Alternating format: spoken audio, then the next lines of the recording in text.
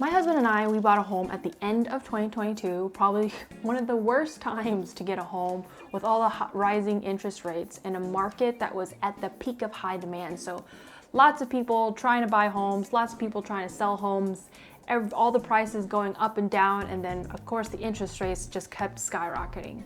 Federal Reserve officials announced that they are prepared to fight inflation with a series of interest rate hikes next year. And while the move is aimed at stabilizing the economy, it does require more money out of your wallets, especially when it comes to a home. And once we bought the home, you assume like, oh, okay, sigh of release, we did it, right? No, God! No, God, please, no, no! To be quite frank, the last few months of owning this home has been one of the most mentally exhausting times I've ever gone through in my life. I feel like buying a home is one thing, but now we're in this position, or this like weird limbo of a position of owning a home. Like my husband and I, we've never owned a home before, so this is our very first home, and nobody really tells you how to do it. Like nobody really tells you like how to own a home. So I don't think you realize like how many times we've had to call our parents just to figure out like, how do you own a home, mom and dad? Oh, that's how? Okay, cool. I get that since you own your own home, you can do whatever you want. But at the beginning, there's a lot of decision paralysis that happens. You're trying to figure out like, do I need to address this thing? Do I need to address that thing? Do I need to address this thing? But then you are in this new financial reality where it's like, when you address all these things, you have to figure out how to prioritize all of it and understand what the costs are involved. I get it. Owning a home is great, right? Like it's an investment, you know, your money is going towards something somewhere for you and not into someone else's pocket technically. And sure, those are things, good things contextually, but home ownership, like it's not that easy. And I feel like nobody really tells you what that actually means and what that actually looks like. And I feel like no one really talks about it. Like we always talk about like really nice things about home ownership, but there are some complicated things with it. And since the pandemic and the whole chaos that happened with the housing between 2020 till now, honestly, where, you know, people were overbidding for homes, then they were getting into these homes and running into these issues where the fixtures that they had to deal with in their homes cost too damn high.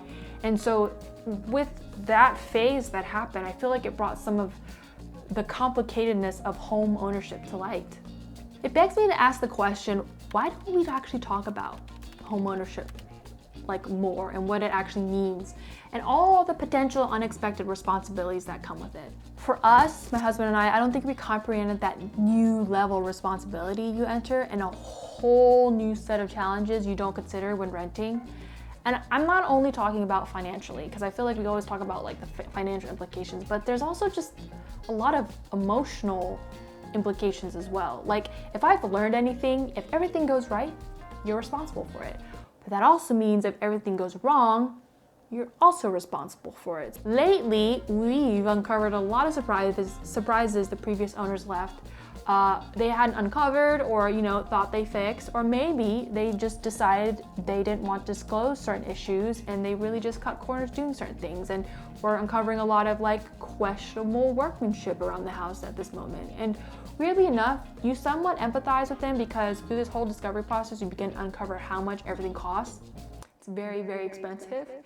And then if you want to do things the right way, it costs a ton of money. But doing things the wrong way can cost even more money when you need to come back to do it the right way. For example, fixing a leaking roof. The beauty of buying a house. More water issues here. I don't know if you can tell, but it is wet. And it's coming down this beam because you can see the water here. Roofs are expensive, and if you cut corners, it saves money. But now, because we have a roof that wasn't done right, there's potentially water damage, and we need to potentially address that. So not only do we need to fix a roof, but we will need to consider any water damage and address those costs if they come up. So this whole like empathizing thing with the previous owners, you know, that empathy quickly disappears, and you go back to questioning all the decisions that they made. There are a lot of things that have popped up here and there. Some large ones like the roof's leaking, fixing our foundation, and cutting down trees that are too close to the home. And then there are things that you think you wouldn't take so long and don't have the same level of urgency as the previous ones, like painted over wallpaper, and just, wallpaper in general, which are kind of like larger issues, but they're definitely not immediate issues.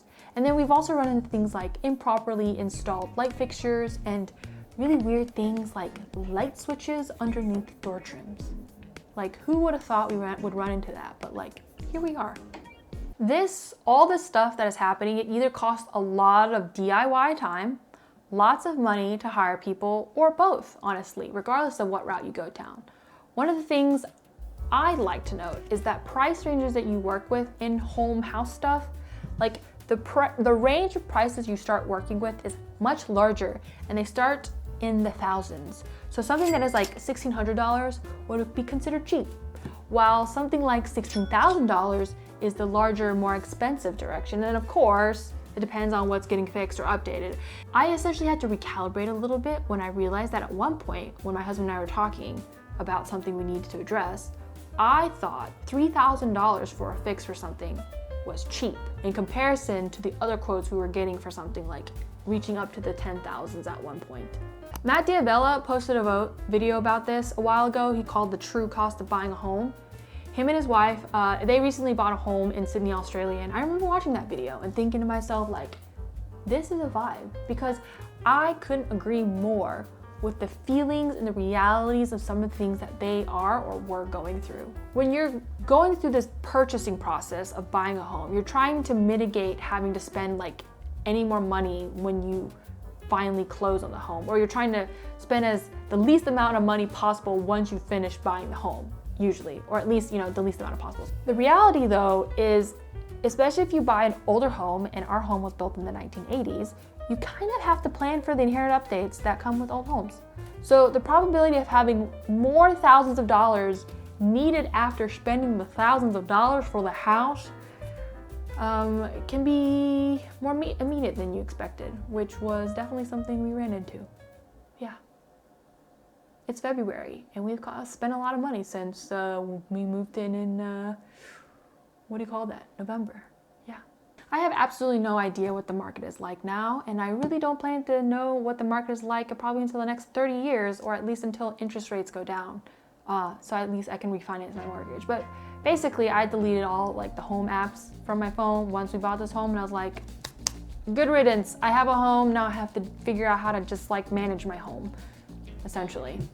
If I had to summarize this and just say all this, like, I'd say the true cost of home is, well, pretty high. It's probably one of the largest financial decisions a person will make in their lifetime, and it's not just high in regards to finances. I feel like it's high in regards to like the emotional and time costs that you have to invest in just buying the home and then owning the home. My emotions! My emotions! And I'll be honest, I've had my fair share of times when I would go back to my husband and I'll look at him and I would be like, did we make a mistake?